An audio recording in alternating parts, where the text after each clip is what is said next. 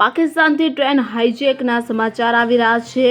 અલગતાવાદી સંગઠન બલુચ લિબરેશન આર્મીએ દાવો કર્યો છે કે તેણે બોલાનમાં જાફર એક્સપ્રેસનું હાઇજેક કર્યું છે અને 450 લોકોને બંધક બનાવ્યા છે।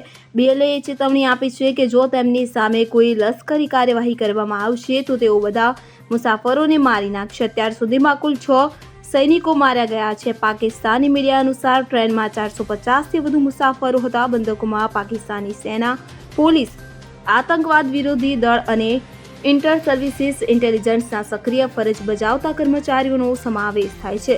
તે બધા રજા પર પંજાબ જઈ રહ્યા હતા।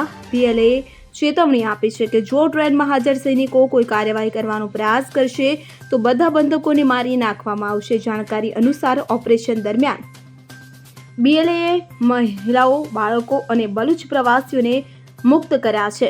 માહિતી અનુસાર બીએલએની ફિદાયીન યુનિટ મસ્જિદ બ્રિગેડ આ મિશનનું નેતૃત્વ કરી રહી છે, જેમાં ફતેહ સ્ક્વોડ, એસટીઓએસ અને ગુપ્તચર વિંગ ઝીરાબનો સમાવેશ થાય છે। Bureau report CN24 news. હવે જુઓ દેશ દુનિયાની તમામ ખબરો તમારી આંગળીના ટેરવે। ઉઠાવો મોબાઈલ અને ગૂગલ પ્લે સ્ટોર પરથી ડાઉનલોડ કરો અમારી CN24 ન્યૂઝ મોબાઈલ એપ।